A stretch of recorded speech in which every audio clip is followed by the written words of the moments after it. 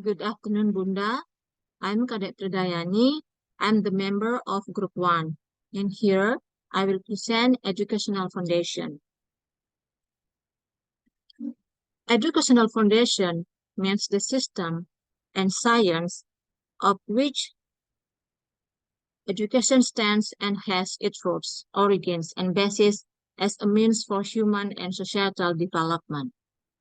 The foundation of education is a critical analysis of the principles and fundamental facts of education. So education with a strong foundation makes the structure of the system firmly established and strong, so it will be able to achieve its purposes. There are some functions of educational foundations. The first one is as guideline for educators in conducting educational practice. The second one, to avoid misconception in its practice. And the third one is to build educational insight. In conducting the practice of education in Indonesia, teachers are expected to perform their role based on philosophy of education, Tut Wuri Handayani, in which it means that educators or teachers are the motivators and the supporters of the students to achieve their potential. Here is the structural approach model of the foundation of education, in which the foundation of educations are legal, psychological, philosophical, sociological, cultural, anthropology, and economic. In these presentations, it will be focusing on the legal foundation, psychological foundation, philosophical foundations, cultural foundations, and economic foundation. Let me start with the legal foundations. The first legal foundations is Pancasila and Undang-Undang Dasar 1945. There are two pasal in Undang-Undang Dasar 1945 that regulates education. Pasal 31, which focuses on education, and Pasal 32 that regulates about culture. Number 2 is Undang-Undang RI nomor 20 tahun 2003 about national education. Pasal 1 ayat 2 states that national education is rooted from national culture, which is conducted based on Pancasila in Undang-Undang Dasar 1945. The third legal foundation is Undang-Undang RI nomor 14 tahun 2005 about teachers and lecturers. The second foundation is philosophical foundations, in which philosophical foundations consist of essentialisms, perennialism, progressivisms, and reconstructivisms. Let me start with essentialisms. So in essentialisms, it applies realisms and idealisms in eclecticisms, examines curriculum into which part is important and not. It builds the authority of teachers by using the concept that learning is hard work. Initiative in education is in the teacher.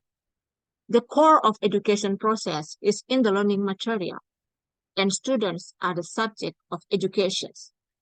So in this foundation, the teaching and learning process is teacher-centered, in which teacher plays a big role in the classroom, and the students passively receive the knowledge being presented.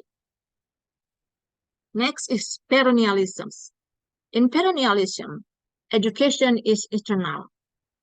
Human learning is never perfect, so never stop learning. The core of education is to develop uniqueness of humans and introducing the eternal truth in elementary school. So the goal of perennialisms in education is to develop students' critical thinking and internalize universal truth. The third is progressivisms. In progressivisms, change is the essence of reality. Children should be able to develop freely and naturally. Teacher is not only educator, but also supervisor and researcher. School is not a place to teach, but to educate. Education is life. If people don't learn, they will die. Problem-solving skill is very crucial. In progressivisms, the education is student-centered, in which educators serve primarily as facilitators who guide and direct the learners. The fourth is reconstructivism. Learning is a miniature of life, society, and country. School is a place to develop democratic people. Students are given an important role to develop themselves and be able to do problem solving. Mastering knowledge and basic science to develop the student's potential. In education, it's about assisting the learners in becoming well-rounded individuals who are knowledgeable and having good moral and also faithful to others. The next foundation is psychological foundations. So teachers must be aware that every student is unique, in which students has their own talent, interest, ability, strength, motivation, and etc. Teachers must be able to lead the students to find their best potential. Education must be carried out based on students' needs. The environment must be able to help students to develop their potential, intelligence, emotion, and skill. So in this foundation, teachers must be able to play their role as communicators, facilitators, and motivators to lead students find their best potential. Next is cultural foundation. Education is related to individuals, and individuals are related to society. Every society has its own culture. Therefore, education, society, and culture are interrelated. Education is expected to cultivate the values of democracy. Education must be able to balance students' physical and spiritual growth. Education must be able to develop the nation's cultural values. Education must be able to filter foreign culture, which is not suitable with our own culture. Education must be able to cultivate students' independence. Education must be carried out based on human values. Education must be carried out with familiarity, and education must be carried out based on the national values. Differences are not meant to divide. The last foundation is economical foundation.